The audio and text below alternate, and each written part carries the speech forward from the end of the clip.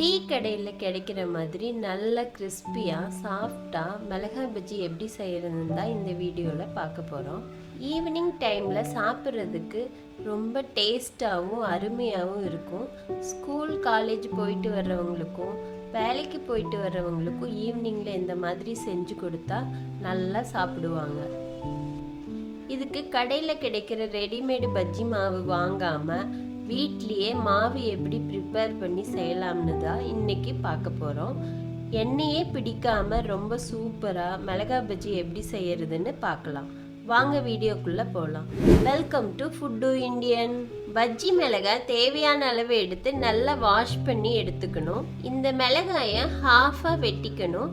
முழுசாக போடுறவங்க போடுவாங்க, அப்படி போட்டால் உள்ள மசாலா பிடிக்காது.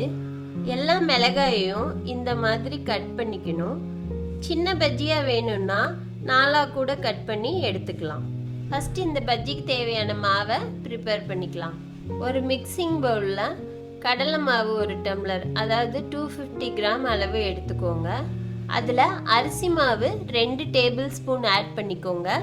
மிளகாய்த்தூள் 1 டீஸ்பூன் ஆட் பண்ணிக்கோங்க. பெருங்காயத்தூள் 2 பிஞ்ச் போட்டுக்கோங்க. உப்பு கொஞ்சம், சோடா உப்பு 2 பிஞ்ச் சேர்த்துக்கோங்க. தண்ணி சேர்க்காம ஃபஸ்ட்டு மிக்ஸ் பண்ணி விடுங்க. அதுக்கப்புறம் கொஞ்சம் கொஞ்சமாக தண்ணி சேர்த்து மிக்ஸ் பண்ணுங்க. எல்லாருக்கும் மாவு பிணையிறதுல தான் மிஸ்டேக் வரும். இந்த மாதிரி பக்குவத்தில் கரெக்டாக மிக்ஸ் பண்ணுனா சூப்பராக தயார் பண்ணிடலாம்.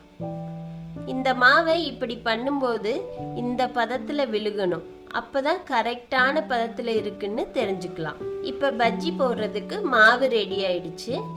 அடுப்பு ஆன் பண்ணி ஒரு கடாயில் பொரிக்கிறதுக்கு தேவையான அளவு ஆயில் ஊற்றிக்கோங்க. ஆயில் சூடானதுக்கப்புறம் அடுப்பை மீடியம் ஃப்ளேமில் வச்சுக்கோங்க. நம்ம ஆல்ரெடி கட் பண்ணி வச்சுருக்க மிளகாய் பீஸை மாவில் முழுமையாக டிப் பண்ணி எடுத்துக்கணும். எல்லா பார்ட்லேயும் மாவு அப்ளை ஆகிற மாதிரி ஒவ்வொன்றா பொறுமையாக இந்த மாதிரி எடுத்து ஆயிலில் போட்டுக்கணும். நம்ம ப்ரிப்பேர் பண்ணின மாதிரி மாவை ரெடி பண்ணி ஒவ்வொன்றா போடும்போது அந்த பஜ்ஜியில் எக்ஸ்ட்ரா பீஸ் எதுவுமே உதிராமல் மொறு மொறுன்னு பஜ்ஜி அப்படியே உப்பி வரும். பஜ்ஜி போட்ட பிறகு 2 மினிட்ஸ் கழித்து அப்படியே திருப்பி விடுங்க. பஜ்ஜி கோல்டன் கலர் ஆன பிறகு ஆயிலில் இருக்கிற நுரை சத்தம் இல்லாமல் அடங்கின பிறகு பார்த்தோன்னா பஜ்ஜி வெந்த கண்டிஷனுக்கு வந்துருச்சு. இப்போ பஜ்ஜி ஆயிலேருந்து வெளியே எடுத்து டிஷ்யூ போட்ட பிளேட்டுக்கு ட்ரான்ஸ்ஃபர் பண்ணிக்கோங்க. மீதி இருக்கிற மிளகாய் பீசஸையும் மாவில் டிப் பண்ணி ஒவ்வொன்றா போட்டு ஃப்ரை பண்ணி எடுத்துக்கோங்க. சூப்பரான டேஸ்டான மிளகாய் பஜ்ஜியை ரொம்ப ரொம்ப சாஃப்டாக மொறு மொறுன்னு பக்காவாக நம்ம வீட்லேயே ப்ரிப்பேர் பண்ணிட்டோம். இதே பக்குவத்தில் செஞ்சு நீங்களும் ட்ரை பண்ணி பாருங்கள். மிளகாய் பஜ்ஜி இப்போ ரெடி ஆயிடுச்சு. வீட்டில் கடலை மாவு இருந்தால் போதும், குயிக்காக ஈஸியாக ப்ரிப்பேர் பண்ணிடலாம்.